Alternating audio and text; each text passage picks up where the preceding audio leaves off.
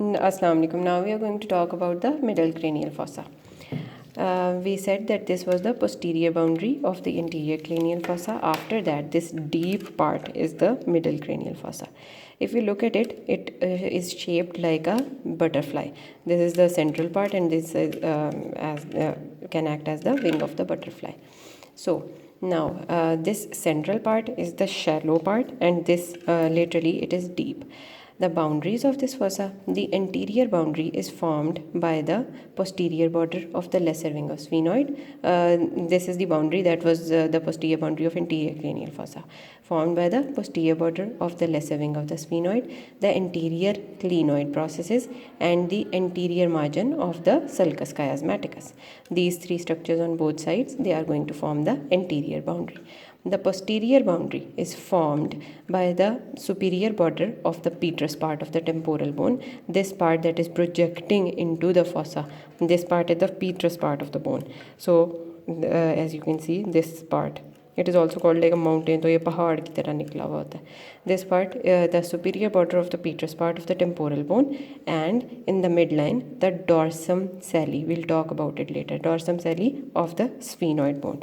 They form its posterior boundary.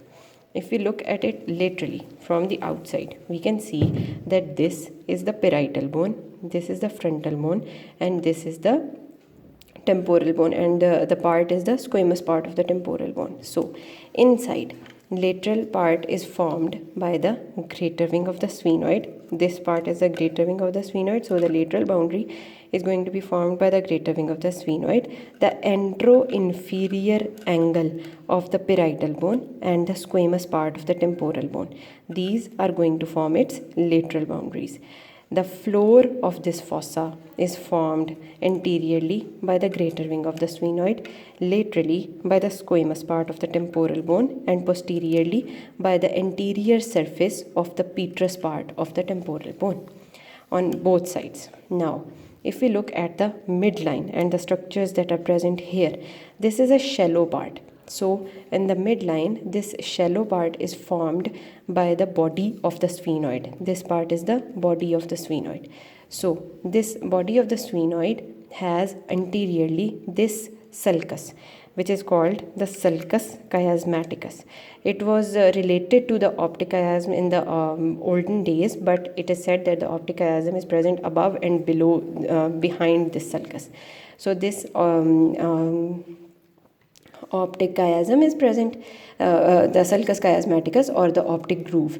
On both sides, this groove leads into the optic canals. If we see the orbit, this part is the optic canal. So we can see this part where this paper is coming out of. This is the optic canal. So the sulcus chiasmaticus leads to the optic canal. This optic canal, if we see the borders of this canal, is formed medially by the sphenoid bone, laterally by the lesser wing of the sphenoid, and above and behind it has the two roots of the clinoid process or the lesser wing of sphenoid. So there are four bones that are present on the optic canal. Medially, the body of the sphenoid, laterally, the lesser wing of the sphenoid, and anteriorly, superiorly, inferiorly, the roots of the lesser wing of sphenoid. And this optic canal connects the middle cranial fossa with the orbit. Another thing that we can see in this fossa is the superior orbital fissure. From the orbit, this part, this larger fissure, is the superior orbital fissure. In the left side, the clinoid process is absent, so this is the superior orbital fissure that is present. If we put the pen,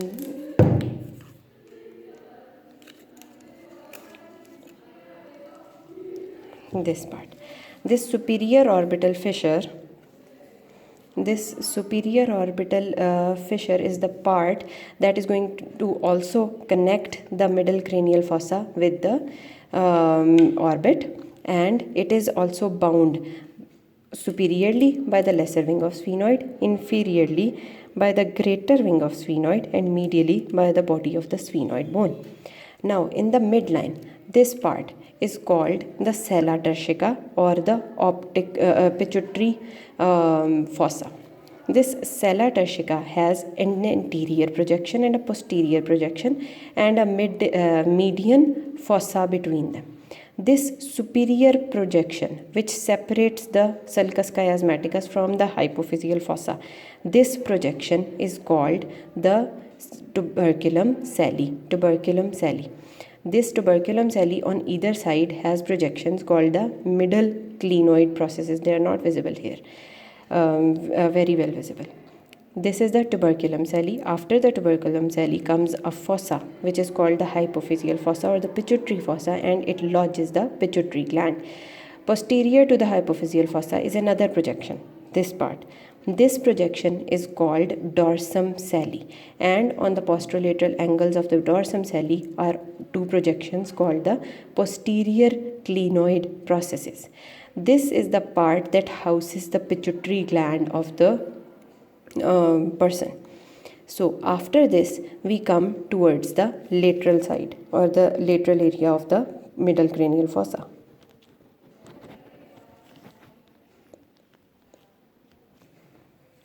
Now if we look at the lateral area, this lateral area is deep and it lodges the temporal lobe of the brain.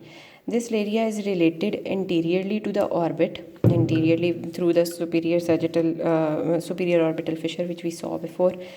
Laterally, this part is called the temporal fossa, so it is related laterally to the temporal fossa, and inferiorly this part is the infratemporal fossa. So the relations are with the orbit, the temporal fossa and the infratemporal fossa. This part, first we saw the superior orbital fissure. This is the superior orbital fissure, which we said was bound by the lesser wing of the sphenoid, greater wing of the sphenoid, and the body of the sphenoid. This superior orbital fissure transmits the third, fourth, fifth, sixth cranial nerves and ophthalmic vein. All of these are the nerves which are going to move the eye around. So all of these are present in this traverse this fissure to go to the orbit. Alright, in the superior orbital fissure, we can see that the posterior border has this projection, which we can see here, this projected part, and this projected part is the attachment for the tendinous ring of Zinn. This ring divides this fissure, this elongated fissure, into three parts. The long axis of this fissure is present laterally, and as we said about the lesser wing, that this fissure is also wide medially and it tapers laterally. After this fissure, we see the lateral part, and this lateral part has some foramina, very important foramina. This first foramen here, which is present just posterolateral to the superior orbital fissure, this foramen on both sides, this foramen is called the foramen rotundum. It leads anteriorly into the pterygopalatine fossa, which is a fossa which is present between the just behind the maxilla, inside this part. After this foramen rotundum, posterolateral to it is this large foramina. This foramen is called, this large oval foramen is called foramen ovale. It leads to the infratemporal fossa, this part. It is leading into the infratemporal fossa. And this foramen ovale, it transmits the mandibular division of the trigeminal nerve, accessory meningeal artery, lesser petrosal nerve, and emissary vein. This foramen rotundum, which was leading into the pterygopalatine fossa, it transmits the maxillary branch of the trigeminal nerve. And the maxillary artery. After the foramen ovale, posterolateral to it, just behind it, this foramen, this is called the foramen spinosum. This is also going to transmit, this is also going to connect the middle cranial fossa with the this part here, this part. This is the foramen ovale and this is the foramen spinosum. So it also connects the middle cranial fossa with the infratemporal fossa. And this foramen spinosum transmits the middle meningeal artery, and middle meningeal artery, after coming into the skull, it grooves the lateral part, the floor and the lateral part of the temporal fossa, and then goes towards the vault. And the branches are grooving this inner table of the skull. After this foramen spinosum, there is a foramen which is present posteromedial to the foramen ovale. This is the foramen ovale, and this is the foramen lacerum, this part. This foramen lacerum is present at the junction of three bones: the body of the sphenoid, the occipital part of the frontal bone, and the petrous part of the temporal bone. This lacerum is present at the apex of the petrous part of temporal bone. Medially there is the body of the sphenoid, and posteriorly there is the occipital bone. This foramen lacerum is usually covered by the cartilage, and small veins are transmitted through this foramen. Anterior to this foramen lacerum is the carotid groove, which is present on both sides of the Sella turcica. Now, if we come towards this petrous part of the temporal bone and the part that is present in the middle cranial fossa, the first thing we see is this trigeminal impression. This is a small depression which is present just posterolateral to the foramen lacerum, and this trigeminal impression is the part that lodges the trigeminal ganglion. After the trigeminal impression, there are two hiatuses and grooves. The first groove, which is present medially, is the groove and hiatus for the greater petrosal nerve. Posterolateral, anterolateral to it is the groove and hiatus for the lesser petrosal nerve.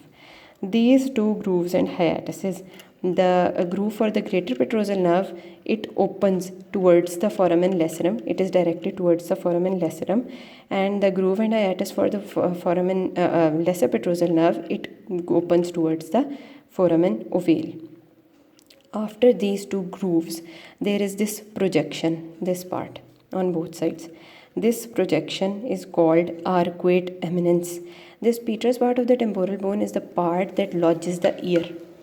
This is the external acoustic meatus, and inside it is the internal ear. So this is the part that lodges the ear, and this projection is formed by the semicircular canals of the inner ear.